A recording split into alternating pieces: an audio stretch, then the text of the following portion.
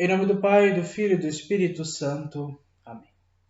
Caríssimos irmãos e irmãs, eu sou o seminarista Luiz Alfredo, do canal Católicos de Verdade, e nós estamos no 6º dia do nosso mês do Sagrado Coração de Jesus, em que nós estamos lendo e refletindo acerca da encíclica Aurietis Aquas do Venerável Papa Pio XII.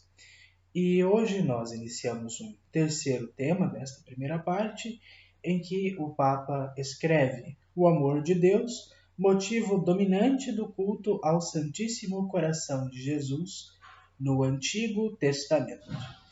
No número 12, assim diz o Papa: para melhor poder compreender a força que, com relação a esta devoção, encerram alguns textos do Antigo e do Novo Testamento, é preciso entender bem o motivo pelo qual a Igreja tributa ao coração do Divino Redentor o culto de latria. Duplo, veneráveis irmãos, como bem sabeis, é tal motivo. O primeiro, que é comum também aos demais membros adoráveis do corpo de Jesus Cristo, funda-se no fato de, sendo o seu coração parte nobilíssima da natureza humana, estar unido hipostaticamente à pessoa do Verbo de Deus e, portanto, dever-se-lhe tributar o mesmo culto de adoração com que a Igreja honra a pessoa do próprio Filho de Deus encarnado. Trata-se, pois, de uma verdade de fé católica solenemente definida no Concílio Ecumênico de Éfeso e no segundo de Constantinopla. O outro motivo concerne de maneira especial ao coração do Divino Redentor e, pela mesma razão, confere-lhe um título inteiramente próprio para receber o culto de latria. Provém ele de que, mais do que qualquer outro membro do seu corpo, o coração é o índice natural ou o símbolo da sua imensa caridade para com o gênero humano, como observa o nosso predecessor Leão XIII, de imortal memória. É íncita no Sagrado Coração a qualidade de ser símbolo e imagem expressiva da infinita caridade de Jesus Cristo, que nos incita a retribuir-lhe o amor por amor. Então, é um capítulo, um número que quase se explica por si mesmo, e de tão belo que os comentários estragam.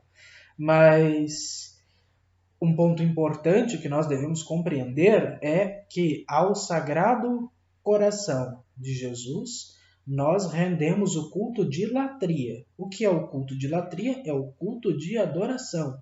Então nós adoramos ao Sagrado Coração de Jesus. Porque o coração de Jesus é uma parte do próprio Jesus. Então, como é que nós podemos simplesmente venerar uma parte quando adoramos o todo, que é o próprio Jesus? Então, ele vai render 2 motivos pelos quais nós devemos adorar e prestar culto latrêutico ao Sagrado Coração de Jesus. O primeiro deles é porque Jesus, o coração de Jesus, assim como todo o corpo de Jesus, é adorável, pois o corpo de Jesus, a natureza humana de Jesus, está unida hipostaticamente à natureza divina de Jesus. Então, confessamos Jesus como verdadeiro Deus e verdadeiro homem. Então, se nós adoramos ao coração humano divino, divino humano, de nosso Senhor Jesus Cristo, que é o Verbo encarnado. E esta doutrina acerca de que nosso Senhor possui um coração divino e humano, humano divino, e que os seus sentimentos, os afetos do seu coração, que ele os tem e que eles são humanos e divinos, nos ensinam os concílios de Éfeso, no ano de 431, que vai falar muito sobre Jesus, sobre a divindade de Jesus, sobre as naturezas de Jesus, contra Nestório, o herege, e o segundo concílio de Constantinopla, no ano de 553, também vai afirmar a questão de que Jesus, reafirmar os concílios anteriores, como o Calcedônio, que define a questão da união hipostática das duas naturezas de Jesus, contra aqueles que continuam a fazer controvérsias com relação a este ponto. Depois, doutrina que será reafirmada no Terceiro Concílio de Constantinopla pelo Papa Santo Agatão. Enfim.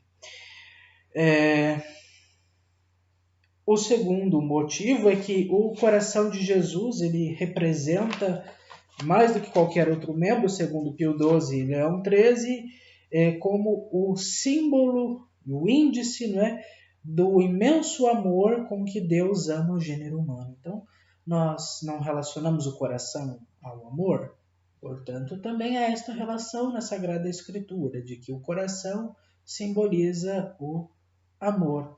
E o coração de Jesus é o símbolo do amor por excelência, do amor infinito que Jesus tem para conosco. E o Santo Padre fala de maneira mais bonita, nos ensina que devemos retribuir o amor com amor. Bom, número 13, coisa indubitável é que nos livros sagrados nunca se faz menção certa de um culto de especial veneração e amor tributado ao coração físico do Verbo encarnado pela sua prerrogativa de símbolo da sua inflamadíssima caridade. Mas este fato, que cumpre reconhecer abertamente, não nos deve admirar, nem de modo algum fazer-nos duvidar de que a caridade divina para conosco, razão principal deste culto, é exaltada tanto pelo Antigo como pelo Novo Testamento, com imagens sumamente comovedoras. É por se encontrarem nos livros santos que prediziam a vinda do Filho de Deus feito homem, podem essas imagens considerar-se como um presságio daquilo que havia de ser o símbolo e índice mais nobre do amor divino, a saber, o coração sacratíssimo e adorável do Redentor divino. Em outras palavras, não se diz explicitamente que se deve adorar, que se deve cultuar o Sagrado Coração de Jesus, o coração físico, mas se diz acerca de um culto ao amor de Deus, tanto no Antigo quanto no Novo Testamento. E se o coração é o símbolo do amor, o coração de Jesus, divino, humano, encarnado, traspassado, cheio de amor, inflamado de amor, deve, portanto, ser adorado, e isso já estava, de certa forma, predito nas Sagradas Escrituras, com outras formas, com outras figuras, com outras palavras, mas expressando esta mesma realidade do Sagrado Coração de Jesus, do coração de Deus, um coração divino, encarnado, que nos ama. No número 14, pelo que se refere ao nosso propósito, não julgamos necessário aduzir muitos textos do Antigo Testamento nos quais estão contidas as primeiras verdades reveladas por Deus, mas cremos bastará recordar o pacto estabelecido entre Deus e o povo eleito, pacto sancionado com vítimas pacíficas e cujas leis fundamentais, esculpidas em 2 tábuas, Moisés promulgou e os profetas interpretaram. Esse pacto não se baseava somente nos vínculos do supremo domínio de Deus e na devida obediência da parte do homem, mas consolidava-se e vivificava-se com os mais nobres motivos do amor. Porque também, para o povo de Israel, a razão suprema de obedecer a Deus devia ser não tanto o temor das divinas vinganças, suscitado nos ânimos pelos trovões e relâmpagos procedentes do ardente cume do Sinai, mas antes o amor devido a Deus.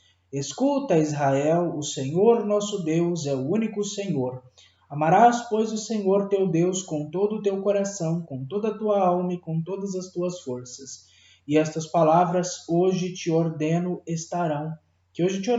te estarão sobre o teu coração. Deuteronômio, capítulo 6, versículos 4 a 6. Bom, este número nos ensina que não é necessário fazer muitas citações do Antigo Testamento, mas basta recordar a aliança de Moisés, a aliança de Deus com o seu povo, que não é uma aliança de temor ou de castigo ou de servidão, mas é uma aliança de amor.